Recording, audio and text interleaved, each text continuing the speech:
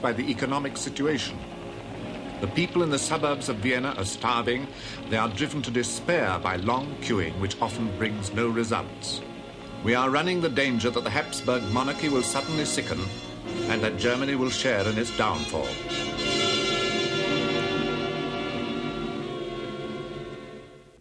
The harsh realities of the war had bound the Habsburg Empire inextricably to Germany.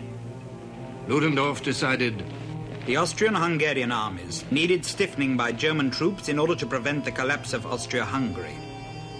To send German divisions for purely defensive purposes is not a measure corresponding to our serious situation. The Austrian High Command must understand it is necessary to take the offensive.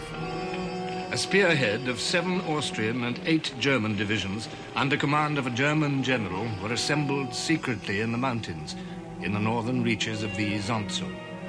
Their objective was to break out of the mountains into the Venetian plain.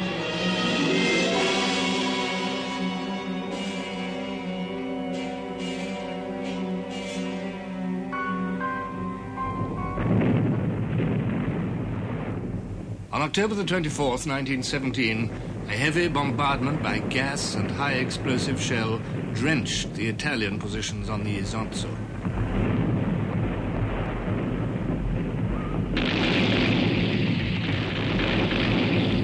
The Italian trenches, dugouts and shelters were overwhelmed in a hurricane of fire. All communications to the rear were destroyed.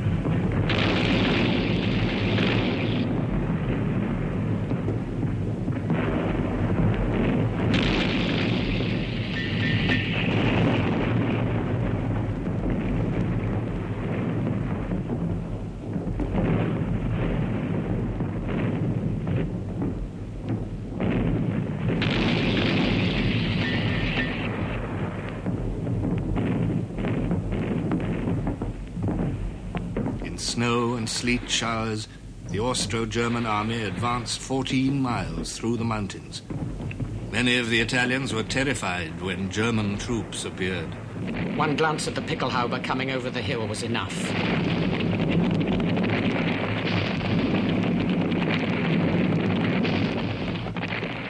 By the end of the first day, the enemy had crossed the Isonzo, captured the key village of Caporetto, and taken 30,000 prisoners. The Italian Second Army was smashed and in headlong retreat. It was impossible for us even to think of abandoning these positions that had cost hundreds or thousands of lives, to leave our dead there. We just couldn't believe it. Still, we had to withdraw. An attempt was made to stand on the Tagliamento River, 30 miles back, but the enemy crossed by a half-destroyed bridge.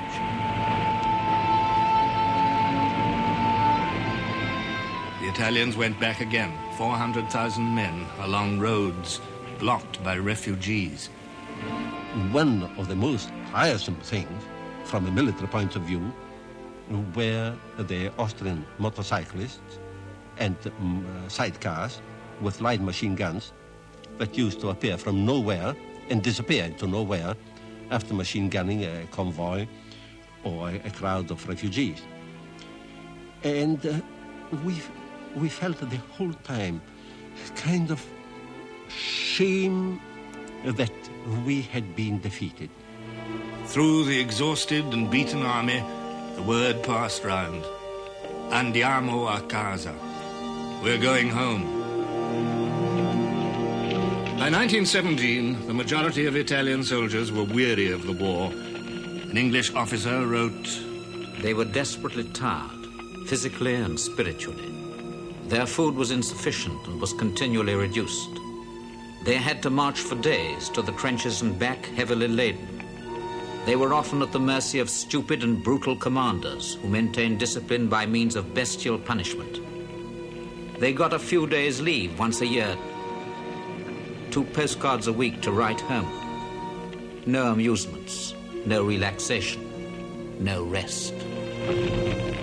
On the Piave River, a mere 15 miles from Venice, Cadorna managed to rally his troops. We have taken the inflexible decision to defend here the honor of Italy. The Italian nation commands us to die and not to yield.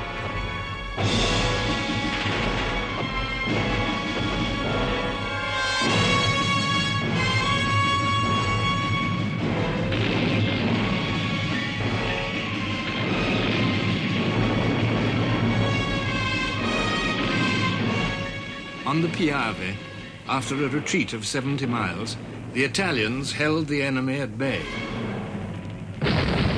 In under 3 weeks, they had lost 400,000 men, of whom 360,000 were either prisoners or deserters.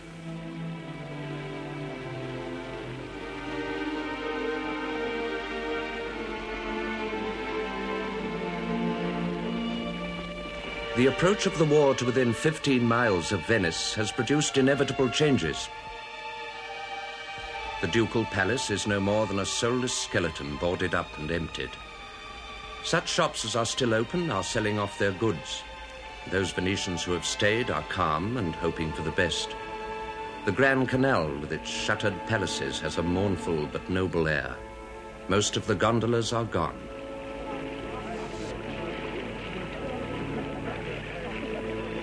Five British and 6 French divisions were sent to Italy. The arrival of the British was observed by the historian G.M. Trevelyan. The dull anxiety that overhung that November month seemed lifted as they marched by. I believe that the Italians, civil and military, were as cheered as I was. Looking on such men, it seemed impossible that we could be beaten. General Cadorna now gave way to the younger General Armando Diaz. Under his command, the Italian army made an astonishing recovery. The change in the heart of the country was no less remarkable. The armchair defeatists were silenced, the peacemongers put to shame. In the face of a common danger, the Italian people at last found unity. To the Austrian army, Caporetto brought much-needed relief and the welcome booty of huge stores of food. It drew together its many races, Austro-German, Magyars, Yugoslavs, Czechs, Romanians, and Poles.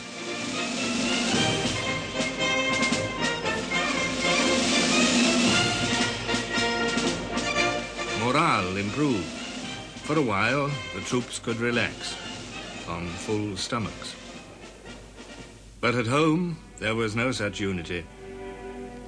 In the winter of 1917, the mutual dislikes of the different races throughout the empire was intensified by the unequal distribution of food. Vienna was starving, while Budapest had something to spare. The harvest was a failure. The administration, chaotic. The rations became smaller and smaller as the war went on, and the black market flourished. Fairly officially, the quality of the food was so terrible. Bread, for instance, gave many people some eczema. Potatoes were very short too. And it was bitterly cold. The electricity was cut. The gas was cut. The children were really underfed because we had very little milk. And we had to be very careful to have a drop for everyone. In May 1918, the Emperor Karl was summoned by the Kaiser. His secret peace moves of the previous year had been made public by the French.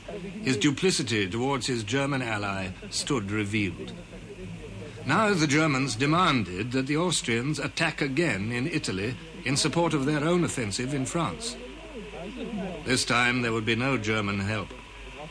Reluctantly, Karl had to agree. The key to the whole Italian line on the Piave was the Monte Grappa, 5,000 feet high and dominating the plain below. It had become a symbol of Italian resistance during the fierce fighting of the previous winter. On the 15th of June, the whirlwind burst on the Grappa.